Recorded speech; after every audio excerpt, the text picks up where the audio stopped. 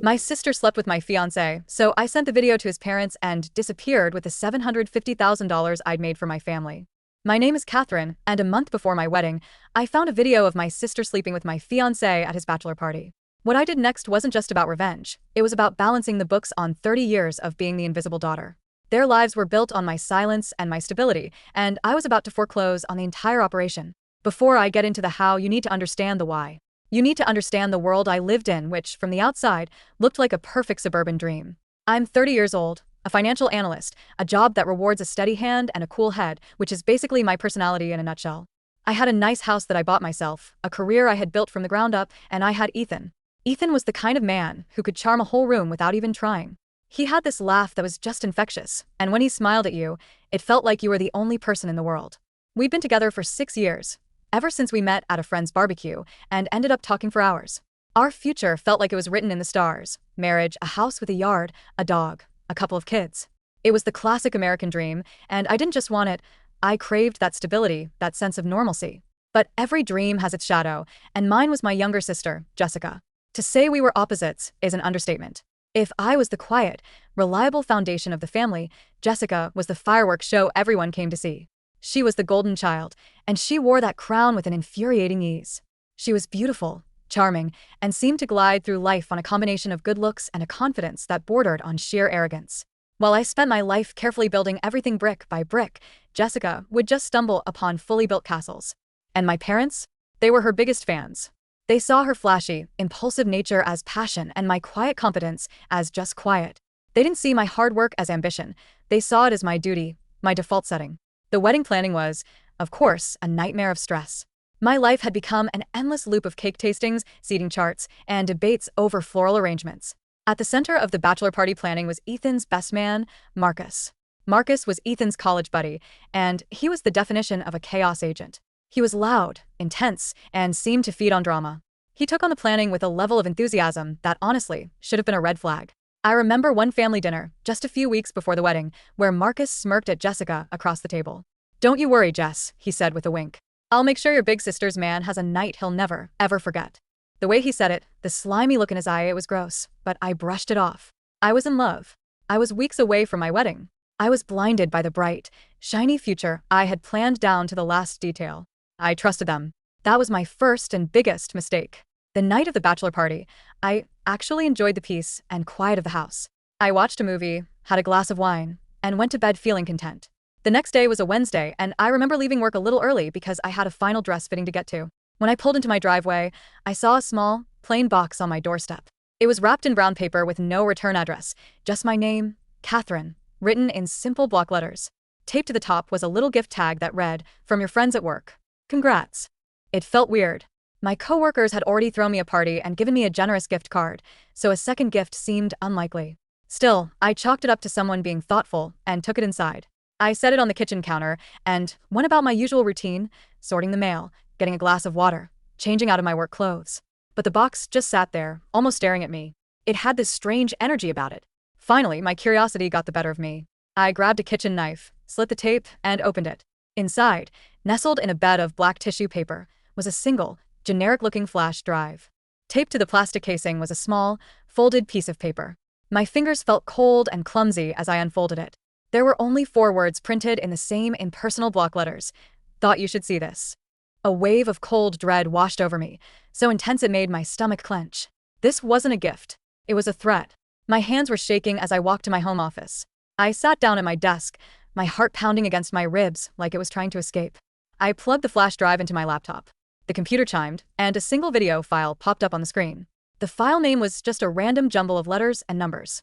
I stared at it for what felt like an eternity. There was a war going on inside my head. One part of me, the part that still desperately clung to the perfect future, was screaming at me to just throw the drive away, to smash it with a hammer, and live in blissful ignorance. But the other part of me, the analyst, the part that needed facts and data, had to know the truth. I took a deep breath and double-clicked. My world didn't just end in that moment.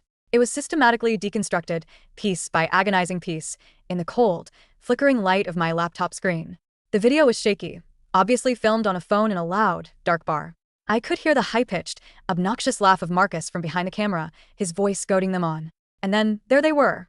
My fiancé, Ethan, his hair a mess, his face flushed with booze and excitement. And my sister, Jessica, her arms wrapped around his neck, pulling him in close. They were laughing, their faces illuminated by the flashing lights of the bar, shouting something to each other over the deafening music. And then, she leaned in and kissed him. It wasn't a quick, drunken peck on the lips. It was a deep, consuming kiss, the kind filled with a desperate, ugly hunger that I had never seen from either of them. The camera, guided by Marcus's malicious intent, zoomed in, capturing every single damning detail, the way his hands tangled in her hair, the way she pressed her body against his. The video didn't stop there. It kept rolling, a seemingly endless reel of their betrayal that burned itself onto the back of my eyelids. The roaring sound of the bar in the video faded away, replaced by a roaring in my own ears. I didn't scream. I didn't cry. I didn't throw my laptop against the wall like you see in the movies. I just sat there, completely still, as a profound coldness spread through my body, turning my blood to ice. It felt like the woman I was just 5 minutes earlier, the happy, trusting, soon-to-be-married Catherine, had just bled out all over my nice, clean office floor. For a moment, the grief was a physical thing, a crushing weight on my chest that made it hard to breathe. Then came the rage, a white-hot flash of pure, unadulterated fury. And then, just as quickly as it came, it was all gone. The storm inside me passed, leaving behind a profound, terrifying, and incredibly powerful silence. In that silence, a cold, sharp clarity settled over me. This wasn't just a mistake. This was a pattern. This was the culmination of a lifetime of disrespect. I calmly ejected the flash drive.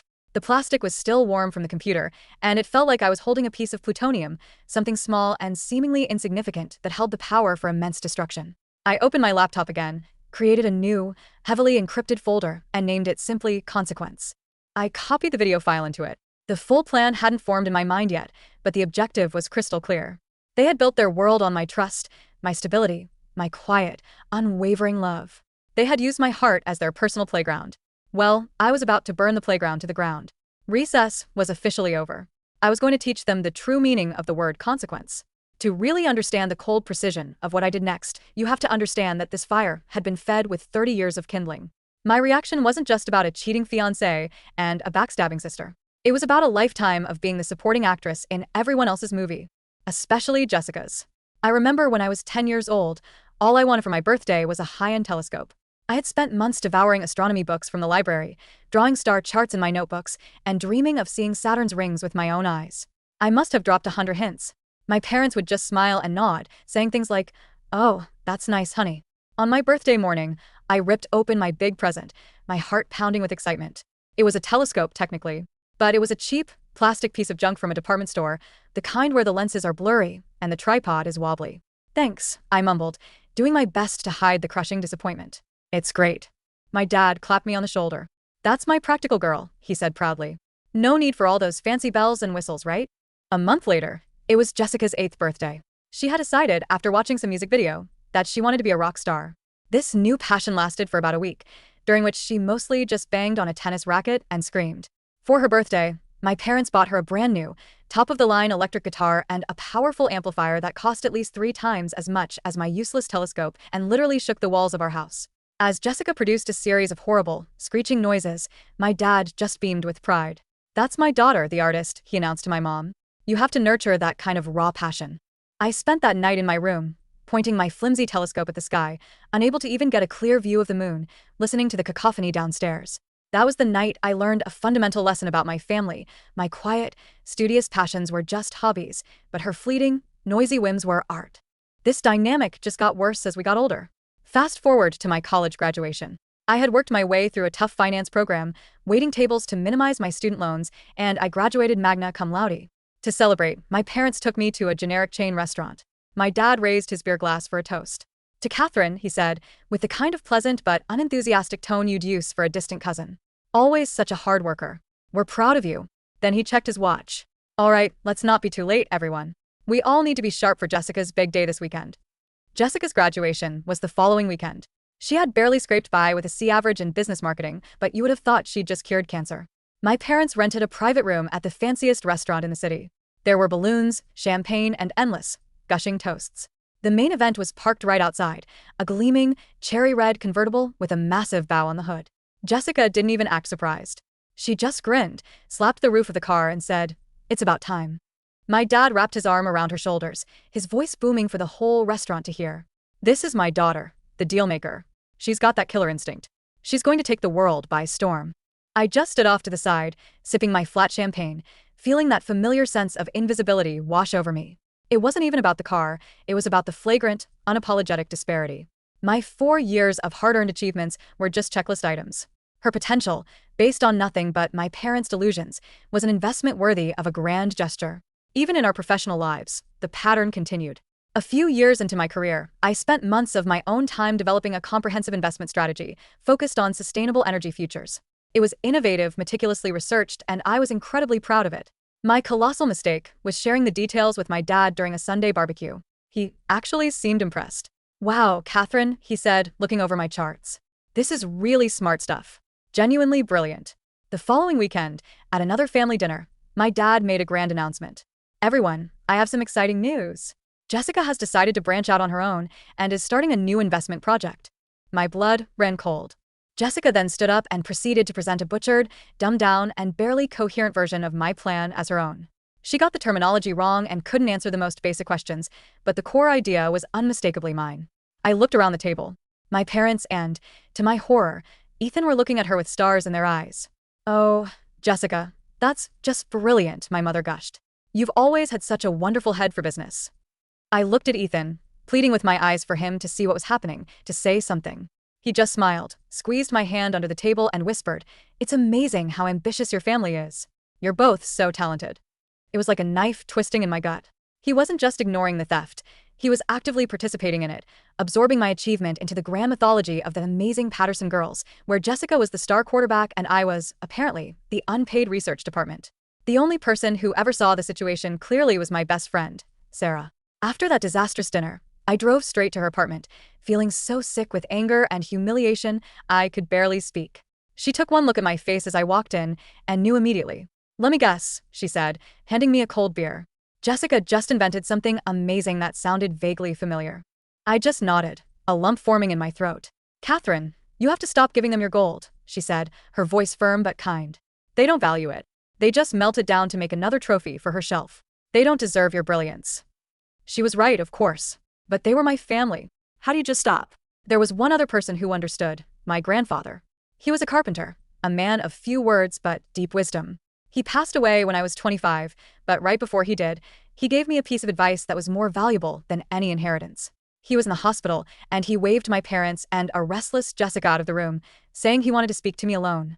His hand, calloused and rough from a lifetime of shaping wood, gripped mine with a surprising strength. "Catherine," he rasped, his eyes still sharp and clear. "Your father's a good man, but when it comes to value, he's blind. He sees the flash, not the substance. You have my eye. You see the grain of the wood." He paused, taking a rattling breath. "Look after them, they're family. But you listen to me now. You look after yourself first. Don't you ever let them make you feel small. Don't you dare let them forget what you're worth." I tried to honor both parts of his wish. I did look after them. I took the small inheritance he left me and quietly, painstakingly grew it. When my parents, worried about retirement, asked me to take a look at their meager savings, I didn't just look. I took over completely, becoming their silent financial guardian, turning their puddle of savings into a small lake. I never asked for credit or even acknowledgement because I just wanted to keep the peace. So, as I sat in my office staring at that video, all of these ghosts came back to me. The cheap telescope, the stolen investment plan, my grandfather's dying words. This betrayal wasn't just about Ethan sleeping with Jessica.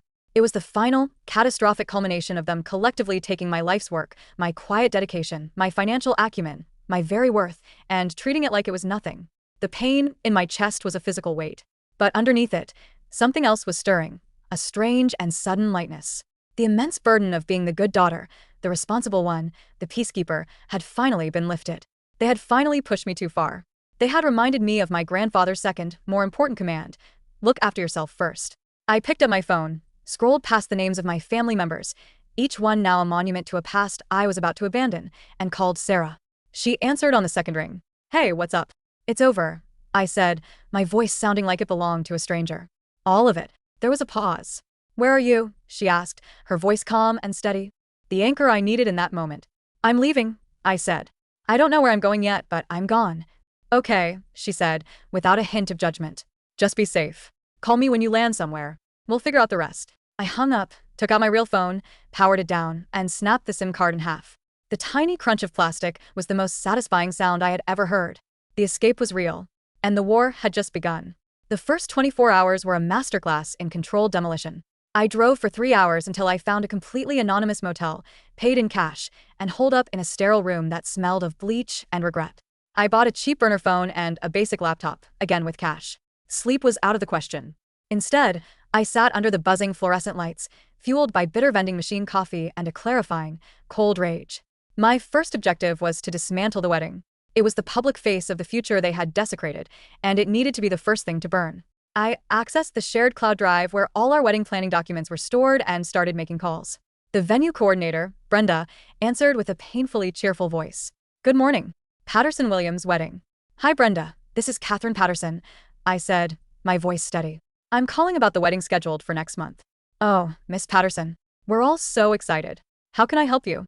"There's been a change of plans, Brenda," I said calmly. "We need to cancel." The silence on the other end of the line was thick with confusion. "Cancel? But we're past the deadline for a full refund."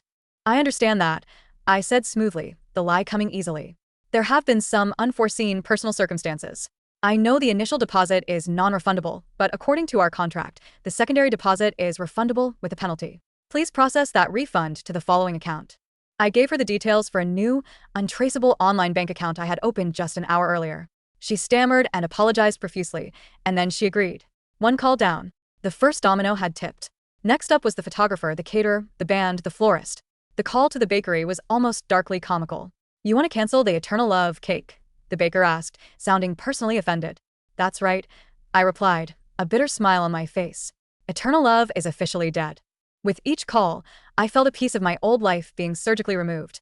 It was a hollow, painful process, but with each amputation came a strange sense of empowerment. I was no longer a passive victim in their story. I was the editor, cutting out the characters who no longer served the plot. By mid-afternoon, the shockwaves were starting to hit home. My burner phone, whose number I had only given to Sarah, began to buzz. A text from her popped up. "Category 5 meltdown happening here. Ethan has called me 5 times, hysterical." Jessica left me a rambling, incoherent voicemail. "Your parents called my parents. The official story they're spinning is that you've had a nervous breakdown." I let out a short, bitter laugh. A nervous breakdown. It was so perfectly them, framing my deliberate action as a moment of female weakness rather than a direct consequence of their actions. Let them think that. The truth had a way of clearing the air. It was time to deploy the truth. I opened the new laptop, composed a new email, and typed in the subject line. "This is why I'm gone." The body of the email was short and to the point. "To my friends, I know many of you are worried and have probably heard rumors. I want to be clear. I did not have a breakdown. I had a revelation. I'm sorry that you have to see this, but you all deserve to know the truth." Below the text, I attached the video file. No further explanation was necessary. I sent it to a carefully curated list of 5 mutual friends, people I knew to be decent, loyal, and most importantly, discreetly influential within our social circle. It was a digital time bomb, and I had just lit the fuse. A few hours later, Sarah sent me confirmation that the bomb had detonated. It was a screenshot from the wedding party group chat. A concerned bridesmaid had asked Marcus what had happened at the party. Marcus's reply was a masterful performance of feigned innocence and concern. "OMG guys, it was awful. Ethan got so wasted, and he just threw himself at Jessica. I tried to pull him away, but he was completely out of control. I feel so terrible for Catherine. My heart is just broken for her." But then Sarah sent a second screenshot. This one was from a trusted groomsman who had seen a direct message on Marcus's phone from Jessica, sent the night after the party. He had been so disgusted by it that he'd secretly taken a picture. The message from Jessica read, "Hope you had as much fun as I did watching the show, winky face. He doesn't deserve a great girl like her anyway. You know who does." The pieces of the puzzle clicked into place with sickening clarity. Marcus hadn't just filmed the betrayal. He had produced it. He had gotten Ethan drunk, pushed him towards Jessica, and orchestrated the entire scandal that he was now pretending to be horrified by. That flash drive hadn't been a random act of kindness from a concerned stranger. It was a weapon, deliberately placed on my doorstep for me to find. He didn't want to save me. He wanted to burn Ethan's life to the ground for his own chance to swoop in and claim Jessica. With the social groundwork now laid, it was time for the final, most devastating strike. Ethan's parents, the Williamses. They were good, decent people, but their values were carved from old-world stone. They were deeply religious, intensely private, and prized honor and family integrity above all else. They adored me, seeing me as the steady, reliable woman who would provide their only son with a safe and respectable life. They were about to learn that their vision was a lie. This was the point of no return. This was the move that wouldn't just cancel a wedding but would detonate the very core of Ethan's world. I hesitated, my finger hovering over the send button for what felt like hours. The old Catherine, the peacekeeper, was screaming at me to stop, telling me this was too cruel, that it would break their hearts. Then I closed my eyes, and the video played again in my mind. I saw Jessica's laughing face. I saw my fiancé's entitled betrayal. And I heard my grandfather's voice. Don't you dare let them forget what you're worth. I opened my eyes. The hesitation was gone. I typed out the email, my fingers moving with cold purpose. The subject line was simple: the truth about the wedding. I wrote, Mr. and Mrs. Williams, it is with the deepest regret that I must inform you I am canceling our wedding. The reason for my decision is contained in the video linked below. I am so sorry that you have to see this, but you deserve to know the real character of your son and the character of the woman he was with. I attached a link to the video, uploaded to a private, anonymous server. I took a deep breath and clicked send. The gentle whoosh of the email leaving my outbox was the loudest sound I had ever heard. It was the sound of a bridge being dynamited, of a carefully constructed world turning to ash. I had fully unleashed the storm. I had no idea what the wreckage would look like, but for the first time in my life, I knew with absolute certainty that I wouldn't be the one buried under it. The days that followed were an exercise in disciplined silence on my part. From the sterile anonymity of my motel room, I watched the digital storm unfold with Sarah as my loyal weatherman. Her texts were my only connection to the life I had just incinerated. The Williamses have gone completely dark, one text read. Ethan's been calling them nonstop, but they won't answer. He drove to their house, and they wouldn't even open the door for him. Another followed shortly after. Your parents are in full damage control mode. Your dad is telling everyone you're unstable and having some kind of mental health crisis. Jessica actually tried to float the idea that the video was a deepfake. It didn't work. Too many people were there and saw it happen. But I wasn't just hiding and watching the fires burn. That would have been passive, and the old, passive Catherine was gone. The new Catherine was a builder. While their world was imploding, I was busy laying the foundation for my new one. I called my boss, the CEO of my firm, Mr. Davis. He was a formidable man in his 60s, sharp as a tack, with a built-in aversion to nonsense. He valued two things above all else: loyalty and results. I had always given him both. Catherine, he answered, his voice crisp and professional. My assistant said you were taking some personal time. I trust everything is in order. There's been a significant family emergency, sir, I said, my voice even. The wedding has been called off.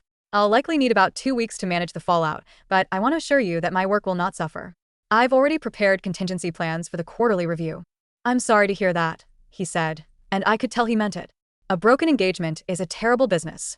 Take the time you need. Your work has always been first-rate. If the company can assist in any way, don't hesitate to ask. This was my opening. Actually, sir, I said, seizing the opportunity. This situation has forced me into some significant personal asset restructuring. And in the process, it's illuminated where my real strengths lie, far beyond my current job description. Is that so? I could hear the interest in his voice. Intriguing. When you're back on your feet, let's have lunch. I'd be very interested to hear your thoughts. A surge of adrenaline shot through me. It was the feeling of control. I wasn't just reacting to the past anymore. I was actively building a future they couldn't even imagine, let alone touch. But the past wasn't done reaching for me just yet. My laptop pinged with an email alert from my credit monitoring service. New credit inquiry alert. Someone had tried to run a credit check using my social security number. The inquiry location was my home city. It had to be Jessica. Desperate and stupid, she was likely trying to track my financial activity, probably by convincing some poor customer service rep that she was me. She was hunting me. I was packed and out of that motel in under 3 minutes, my heart pounding. I called Sarah as I merged onto the highway. She's trying to find me. They're trying to track my finances. I need to disappear completely. I have a place, Sarah said instantly, without a moment's hesitation. My family's old cabin in the Berkshires. It's primitive. There's no cell service and the Wi-Fi is barely functional. No one has been there in years. I'll text you the coordinates. The drive north took tense, paranoid hours. Every set of headlights in my rearview mirror felt like a threat. The cabin was my salvation, a fortress of solitude deep in the woods, smelling of pine needles and old memories. For 2 full days, I just breathed. The silence was absolute, broken only by the sound of the wind sighing through the tall trees. I finally felt safe. That safety was shattered on the 3rd day by the crunch of tires on the gravel driveway. I froze, my blood turning to ice. I grabbed the heavy iron poker from beside the cold fireplace and flattened myself against the wall next to the door, my heart hammering in my chest. A car door slammed shut. Then, a familiar voice called out, "Catherine? It's me, Tom. Sarah told me where you were." She was worried. Tom. My cousin, the Switzerland of our family, always claiming neutrality. I cautiously opened the door. He stood there, his face a mask of genuine concern. "I can't believe it," he said, stepping inside and giving me an awkward hug. "What they did, it's unforgivable. The whole family is in absolute chaos." For the next hour, he played his part perfectly. He let me talk, he listened, he nodded in all the right places, and he validated my anger and my pain. He made me feel, for the first time, like I had an ally within the family, a bridge back to some semblance of normalcy. Then, he made his move. He leaned forward, his expression shifting into one of serious negotiation. "Listen, Catherine," he started. "I talked to your dad. He's broken up about this. Your mom hasn't stopped crying. They're devastated." He paused for effect. "What Jessica and Ethan did was monstrous. There's no excuse for it. But you going scorched earth like this, airing the family's dirty laundry for the whole world to see, it's destroying the family's reputation. Our grandparents' name. People are talking, Catherine. It's a public embarrassment." Embarrassment. The word echoed in the quiet cabin. That's all my profound, soul-crushing pain was to them. An embarrassment. A social inconvenience. "What we need to do," he continued, his voice dropping to a conspiratorial whisper, "is contain this. Handle it in-house. You need to come home. We'll have a big family meeting. We'll make Jessica apologize on her knees, if that's what it takes. You and Ethan can figure out whatever you need to figure out. But the key thing is presenting a united front to the world. We need to shut down the gossip. For the family's good. For the family's good. Not for my good. Not for the sake of justice or truth. For the sake of image." He wasn't an ally. He was a public relations agent, dispatched by my father to convince me to bury my integrity for the sake of their comfort. He was just one more person telling me that my pain was secondary to their social standing. The last, fragile thread connecting me to that family didn't just fray. It snapped. My resolve, which had been tempered by a flicker of hope that someone might actually care about me, was now quenched in ice, hardening into something sharp and unbreakable. "You should go, Tom," I said, my voice eerily calm. "Catherine, just think about it. I cut him off, a cold, bright, and terrible idea flashing in my mind. "And you're right. A meeting is a great idea. You can tell my father I'll be there. I have a few things I'd like to discuss with everyone, face to face." Relief washed over his face. He thought he'd won. "Fantastic. That's the right move, Catherine. The mature move." He left practically beaming, convinced of his diplomatic victory. He had no idea what he had really accomplished. He hadn't brought the prodigal daughter home for a reconciliation. He had just delivered the enemy an invitation to her own execution. The living room of my childhood home felt like a stage set for a tragedy. The air was thick with unspoken accusations and the cloying scent of my mother's potpourri. I hadn't set foot in this house in what felt like a lifetime, yet nothing had changed. The same dishonest, smiling family portrait hung over the mantelpiece. The same grandfather clock ticked methodically in the corner, counting down to a judgment it could not foresee. They were all there, a jury of my tormentors. My father was seated in his throne-like leather armchair, his face a mask of stern disappointment. My mother was perched on the edge of the sofa, the picture of a grieving matriarch, a tissue clutched in her hand. Ethan sat beside her, looking pale and diminished, a ghost of the vibrant man I had once planned to marry. And Jessica was pacing back and forth like a caged panther, her usual swagger gone, replaced by a raw, twitchy desperation. My cousin Tom stood by the fireplace, looking pleased with himself, the self-appointed peacemaker.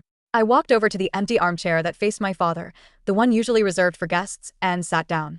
I placed a slim, black leather portfolio on the coffee table between us. The silence stretched on, heavy and suffocating. Finally, my father appointed himself the spokesman. "Catherine," he began, his voice dripping with condescension. "Thank you for finally seeing reason. This public spectacle has gone on long enough. You've caused this family a great deal of pain and embarrassment." I met his gaze, my expression unreadable. "Embarrassment," I repeated quietly. "That's what you think my pain is. An inconvenience." "What your sister did was a mistake," my mother interjected, her voice rising with practiced indignation. "A foolish, drunken mistake. But families forgive. You don't tear a family apart over one mistake." Ethan took that as his cue, launching into what was clearly a rehearsed apology. Catherine, I am so sorry. "I wasn't myself that night. Marcus kept handing me drinks, and Jessica, it just happened. But I love you. I've always loved you. We can get past this." "I know we can."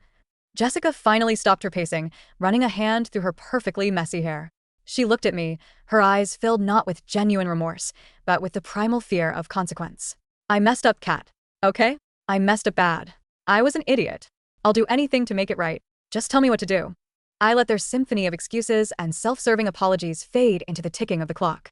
I looked at their faces one by one. They didn't see me. They saw a problem to be managed, a rogue variable that was disrupting their comfortable equation. I leaned forward slowly and opened the portfolio. I'm not here to discuss the video, I said. A ripple of shock went through the room. This was not the confrontation they had prepared for. We all know what's on it. I'm here to talk about business. Family business. I slid a thick, professionally bound document across the polished coffee table, stopping it directly in front of my father. Do you recognize this? He picked it up, his brow furrowing as he read the cover page. The Patterson Family Trust. What is this? That, I said, my voice as cold and hard as granite, is the legal entity I established 5 years ago. It was designed to manage your retirement savings, which, if you recall, were languishing in a savings account earning a pathetic 0.5% a year. I designed it to grow that money, to build a financial fortress to protect you both in your old age. I shifted my gaze to Jessica, who was now staring at the document as if it were a venomous snake. It's also the fund that you've been so freely dipping into for your investment ventures. The fund that paid for that shiny new car lease you're so proud of. Jessica's jaw went slack. My father looked from the document to me, his confusion warring with disbelief. What are you talking about? Jessica handles our investments. She has a natural talent for it. She's done a fantastic job. A small, bitter smile touched my lips. No. Jessica was listed as a beneficiary with limited withdrawal privileges, all of which required my sign-off. A sign-off I foolishly gave her every single time she asked because I trusted her. I was the founder, the trustee, and the sole manager of that fund.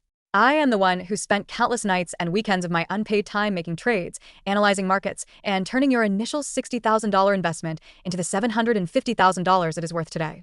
The number dropped into the silent room like a boulder into a still pond. My mother let out a strangled gasp. Ethan's eyes widened, a new and terrifying calculation dawning on his face. My father, however, defaulted to his lifelong programming, denial and scorn. He let out a short, barking laugh. Don't be absurd, Catherine. You're a junior analyst at a downtown firm. What would you possibly know about managing that kind of portfolio? This was it. The moment I had replayed in my mind 1,000 times. The precipice. You're absolutely right, Dad, I said calmly. I'm just a junior analyst. Perhaps you should get a second opinion from my mentor. I pulled out my phone and tapped the screen. The huge flat-screen TV above the fireplace flickered to life. I had connected to it via a mobile hotspot the moment I walked in the door. The stern, professional face of Mr. Davis filled the screen, seated behind his large mahogany desk. Mr. Davis, I said, thank you for taking the time to join us. Could you please clarify for my family the nature of our working relationship and my actual role at the firm? Mr. Davis looked directly into the camera, his gaze piercing. Good afternoon, everyone, he said, his voice commanding respect. To the Patterson family, let me be perfectly clear. Catherine hasn't been a junior analyst in spirit for at least 3 years. She has been my personal protege, one of the sharpest financial minds I have encountered in my 40-year career. For the past 2 years, she has been secretly managing a high-yield, high-risk fund for a select group of the firm's top executives. Her returns have been nothing short of extraordinary. When she mentioned to me that she was also managing a small family trust pro bono, I wasn't the least bit surprised. Building wealth is in her DNA. The color drained from my father's face, as if a plug had been pulled. My mother stared at the screen, her hand covering her mouth. I reached back into the portfolio, pulled out a single sheet of paper, and slid it across the table. This is a copy of the trust's bylaws, Dad. Article 4, Section 2. I've highlighted the relevant passage for you. It's called the Morality Clause. My father's hand trembled as he reached for the paper. But I recited it from memory, my voice a death knell. The trust and all assets therein shall be immediately and irrevocably dissolved, with all assets reverting to the sole and exclusive ownership of the founder, Catherine Patterson, in the event that any immediate family member or their betrothed engages in an act of gross moral turpitude, including but not limited to infidelity, criminal activity, or any act that brings public shame upon the family name. I leaned back in my chair, letting the words hang in the air. The video was proof of moral turpitude. Sending that video to our friends and to the Williams family made that shame public. The contract is broken. You broke it. I turned back to the screen. So, Mr. Davis, as we discussed this morning, have the dissolution papers been filed? They have, Catherine, he confirmed. As of 9:05 a.m. this morning, the Patterson Family Trust has officially ceased to exist.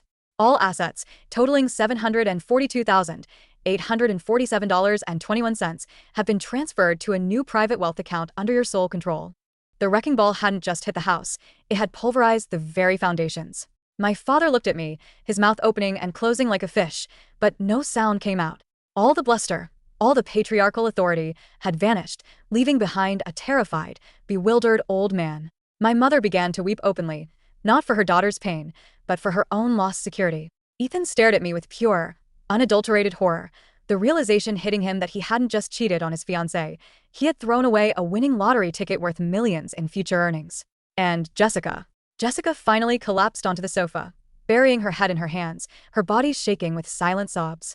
The sun that they had all orbited for so long had been extinguished, revealed as nothing more than a hollow, gilded prop, a prop that had been paid for by the very sister she had spent a lifetime trying to eclipse.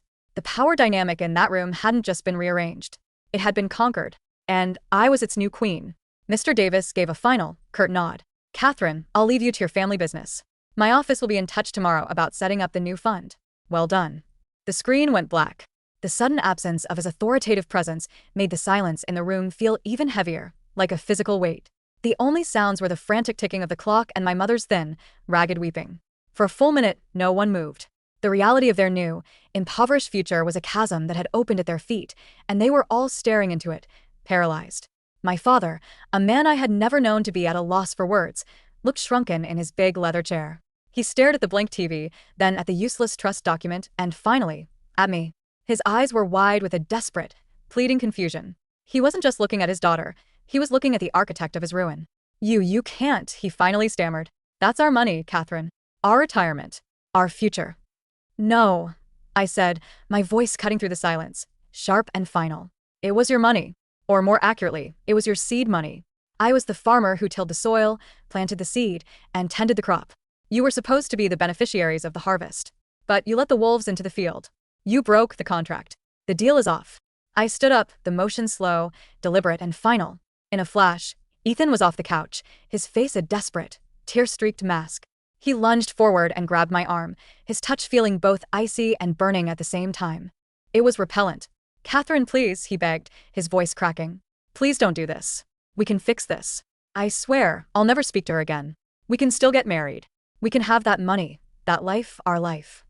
I looked down at his hand on my arm, the hand I had once dreamed of holding for the rest of my life. Then I looked up into his eyes.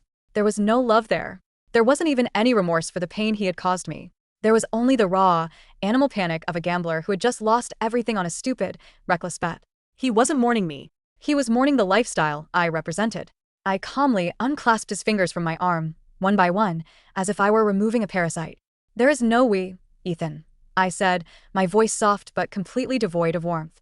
There is no our life. You made your choice in that bar with my sister. This is just the bill coming due. I sincerely wish you the life you've earned for yourself. I turned my back on him and faced Jessica. She wouldn't meet my eyes, still huddled on the couch, a pathetic picture of self-pity. You had the world, Jessica, I said, my voice flat and empty of emotion. You had the world handed to you on a silver platter, a platter that I paid for. And you traded it all for a 5-minute thrill in a cheap bar. I truly hope it was worth it. Finally, I looked at my parents. My mother looked up at me, her face a roadmap of confusion and betrayal. Why? She whispered, the question a perfect summary of her life's willful blindness. Why would you do this? Why would you destroy your own family? I looked at this woman, my mother, and for the first time, I felt a sudden, profound pity. Not for her, but for the daughter she had never once bothered to get to know. I didn't destroy this family, I said, my voice softening almost imperceptibly. I just balanced the books. For 30 years, my account with this family has been overdrawn. I made endless deposits of love, respect, my ideas, my time, and my talent. In return, I received nothing but withdrawals of neglect, dismissal, and disrespect. Today, the account is closed. The debt has been settled. The financial metaphor was deliberate. It was the only language of value they had ever truly understood. This wasn't about emotion anymore.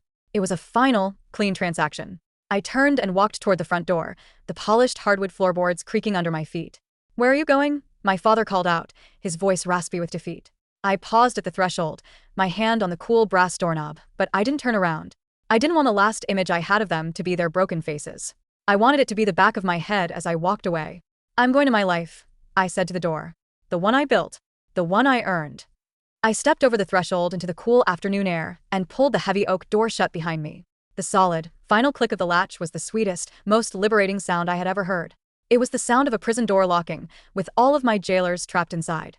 As I walked down the familiar driveway, I didn't rush. I took my time, absorbing the details of this life I was leaving behind forever. I passed the basketball hoop where Jessica had always beaten me because she was naturally more aggressive, more gifted. I passed the flower beds my mother tended with more care and attention than she had ever tended my feelings. I passed the garage, housing my sensible sedan parked next to the empty space where Jessica's convertible used to be. I got in my car, started the engine, and pulled away from the curb without a single glance in the rearview mirror. I was driving away from the rubble of a dynasty that was built on a foundation of lies. I had been the silent architect of its prosperity, and it was only fitting that I should be the public agent of its demolition. The air coming through the open window felt cleaner, fresher. It was the air of a new life, a life that was, for the very first time, completely and utterly my own. Over the next year, I didn't look back. I moved to a new city, took the promotion Mr. Davis offered me, and poured myself into building the new fund. It was more than a job, it was a reclamation. Every success, every percentage point gained, felt like another brick in the wall I was building around my new life. Sarah was my rock, the only piece of my old life I brought with me. She would occasionally give me small, reluctant updates. Ethan and Jessica had, predictably, tried to make a go of it, but their relationship, built on a foundation of betrayal and desperation, had imploded within 6 months. Ethan's parents had completely cut him off, both financially and emotionally. He ended up losing his job and had to move into a cheap apartment on the bad side of town. Jessica's killer instinct for business had apparently deserted her without my capital to fund it. Her convertible was repossessed, and she had to move back in with my parents. As for them, without the trust fund, they were forced to sell the house I grew up in and downsize to a small condo. My father, stripped of his patriarchal pride and financial security, became a bitter, withdrawn man. One day, about a year after I left, I received a letter with my father's familiar handwriting on it. My first instinct was to throw it away, but curiosity won. It wasn't an apology. It was a demand. He wrote about duty, about family, about how I had a moral obligation to help them. He called me selfish, cold, and ungrateful. I read the letter, and for the first time, I didn't feel anger or pain. I felt nothing. He was a stranger yelling about a debt that had already been paid in full. I put the letter in my shredder, and as I watched the little strips of paper fall into the bin, I smiled. They had spent a lifetime underestimating the quiet girl, the practical one. They never understood that quiet doesn't mean weak, and practical doesn't mean stupid. They had seen flash, not substance. They had never bothered to look at the grain of the wood. And, in the end, that's what cost them everything. I had built them an empire in silence, and when they betrayed me, I let them hear the echo of its fall.